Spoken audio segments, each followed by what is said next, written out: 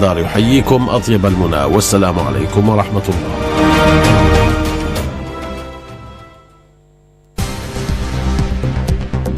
With Radio Algeria International, you will not miss a single major political or economic event.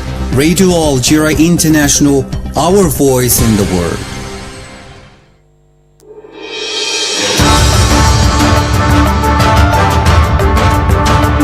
This is the English service of Radio Algeria International.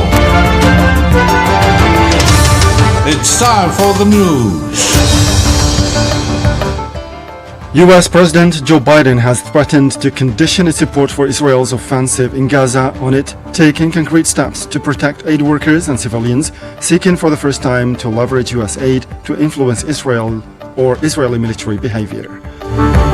And the UN Human Rights Council today adopted a resolution calling for a halt to all arms sales to the Zionist entity, which is waging an all-out war against defenseless Palestinians, notably in the Gaza Strip. The director of the Humanitarian Finance and Resource Mobilization Division of OCHA has warned at the Security Council about the deteriorating and alarming humanitarian situation in Myanmar. Those were the headlines, and now the news in detail from Radio Algeria International. First, the Human Rights Council today adopted a resolution calling for a halt to all arms sales to the Zionist entity, which is waging a devastating aggression and war against the Gaza Strip and raising fears of genocide against the Palestinians. This is the first position taken by the Human Rights Council on the ongoing aggression since October 7, 2023. The Council has no binding means of imposing its resolutions. The draft resolution was submitted by Pakistan on behalf of 55 of the 56 UN member states that are part of the Organization of Islamic Cooperation, the exception being Albania. The 8-page document voted by 28 countries in favor and rejected by 6 others demands that the Zionist entity and its occupation of the Palestinian territories and immediately cease its illegal blockade of the Gaza Strip, as well as any other form of collective punishment. President Joe Biden has threatened, or U.S. President Joe Biden has threatened to condition its support for Israel's offensive in Gaza on it taking concrete steps to protect aid workers and civilians seeking for the first time to leverage U.S. aid to influence Israeli military behavior. Biden's warning relayed in a call with Prime Minister Benjamin Netanyahu on Thursday followed the deadly Israeli attack on World Central Kitchen aid workers that spurred new calls from Biden's fellow Democrats to place conditions on U.S. aid to Israel. Israel said the attack was a mistake. The U.S. president made clear that U.S. policy with respect to Gaza will be determined by the assessment of Israel's immediate action on protecting civilians. Washington is Israel's top weapons supplier, and the Biden administration has mostly provided a diplomatic shield for the Zionist entity at the United Nations. Meanwhile, in Brussels, U.S. Secretary of State Antony Blinken said Israel must meet this moment by surging humanitarian assistance and ensuring the security of those who provide aid, adding that if the U.S. does not show the required changes, there will be changes in the U.S. policy. Former U.S. President Donald Trump has criticized Israel's conduct of its war in Gaza, saying it is absolutely losing the PR war and has to finish its campaign there very fast. Zionist occupation forces have continued their airstrikes and artillery shelling across the Gaza Strip today, resulting in numerous casualties among Palestinian civilians as the genocidal Zionist onslaught on the besieged enclave marks its 182nd day in a row.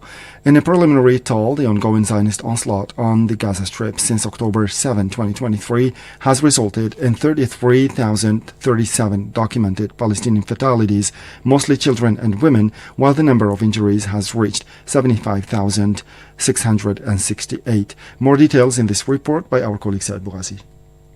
Wafa correspondents reported that Zionist artillery shelling targeted the central and western parts of Khan Yunis province as well as the eastern part of Rafah city in southern Gaza. Additionally, a fierce airstrike hit the vicinity of Sheikh Zayed city in northern Gaza, while several areas in the central governorate of the coastal strip were subjected to Zionist artillery fire.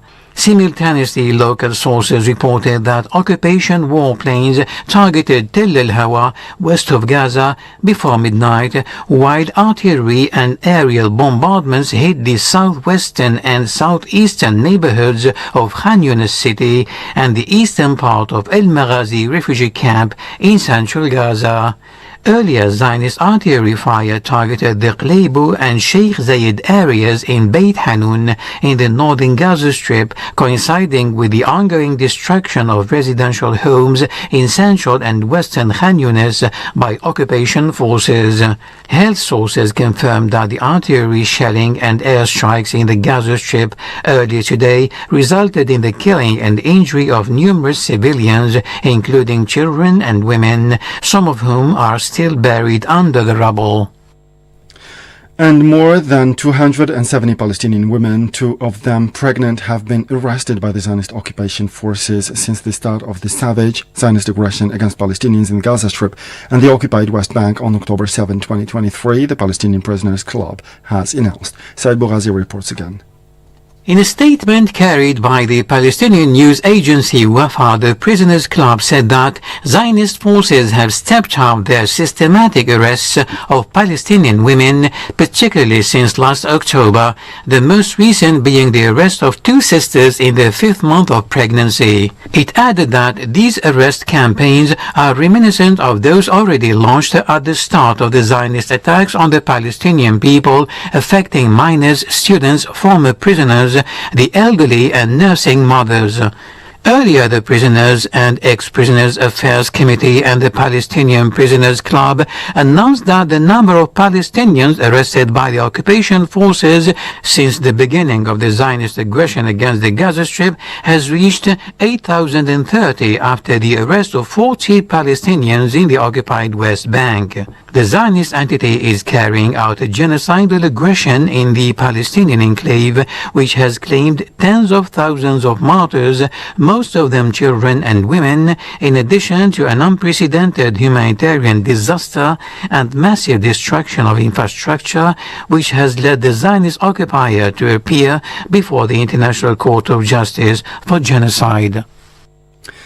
And the Minister of Foreign Affairs and the National Community Abroad, Ahmed Attaf, has had a telephone conversation with the Prime Minister and Minister of Foreign Affairs and Expatriates of Palestine, Mohammed Mustafa, in implementation of the decisions resulting from the telephone conversation on Wednesday between the President of the Republic, Mr. Abdulmajid Tebboune, and his brother, the President of the State of Palestine, Mahmoud Abbas, according to a press release.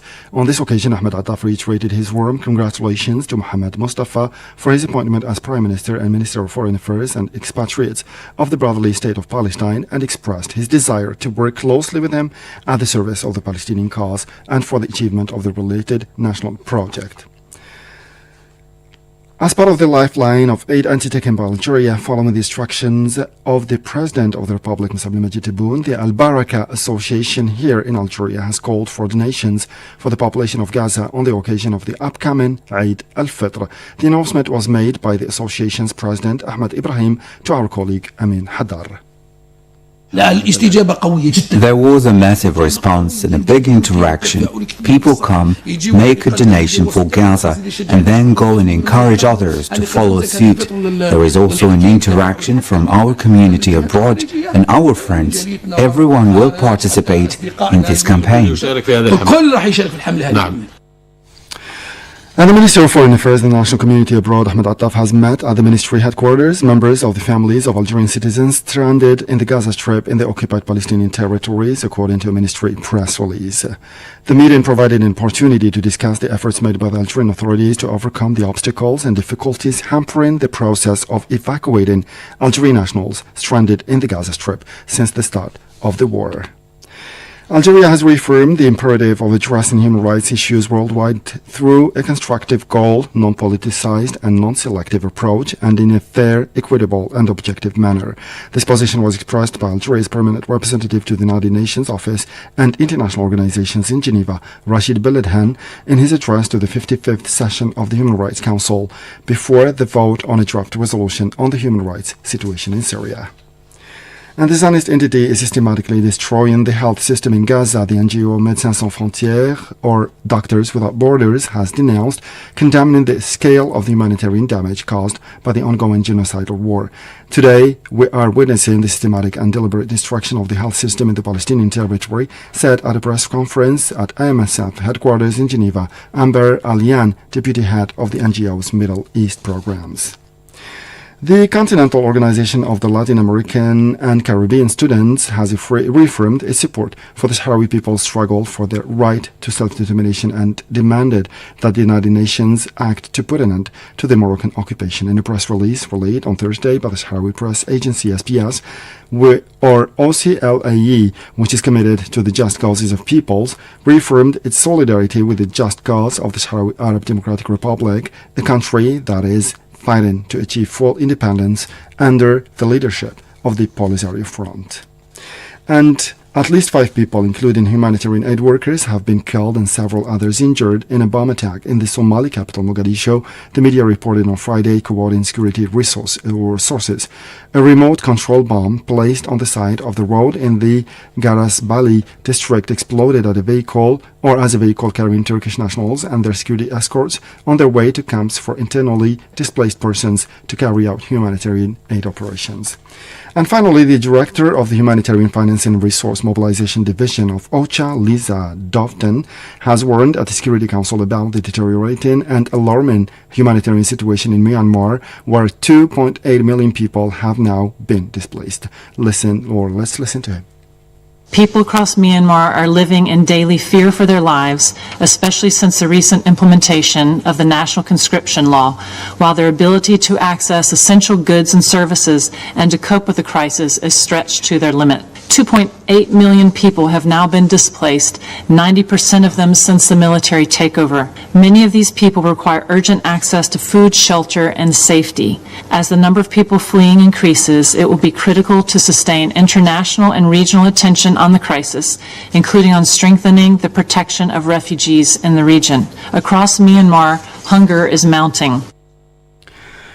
For his part, the Assistant Secretary General Khalid Khiyari has voiced the Secretary General's concern about the military's intention to move ahead with elections amid intensifying conflict and human rights violations across the country, where the Rohingya population are living in permanent danger. The Arakan army has reportedly gained territorial control over most of central Rakhine and seeks to expand to northern Rakhine, where many Rohingya remain. Addressing the root causes of the Rohingya crisis will be essential to establish a sustainable pathway out of the current crisis. The failure to do so and continued impunity will only keep fueling Myanmar's vicious cycle of violence. It is important that all parties in Rakhine protect the Rohingya population. Caught in the middle of the conflict, civilians, including the Rohingya, face grave protection concerns and elevated intercommunal tensions. In particular, Rohingya communities continue to experience significant restrictions on their freedom of movement, denial of citizenship, and remain disproportionately vulnerable to abduction or forced recruitment.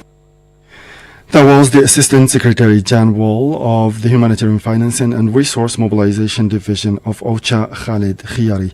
And with this last piece of news, we come to the end of this news bulletin. Time now for our weekly program, starting with this special program on the Night of Doubt, compiled and presented by my colleague Hannah Dalil. It will be followed by another program devoted to the mosques during the holy month of Ramadan by my colleague Jamal Salmani. As for me, I'll meet you again tomorrow for a fresh edition of our news bulletin. Until then, stay tuned to Radio Algeria International, and bye-bye for now.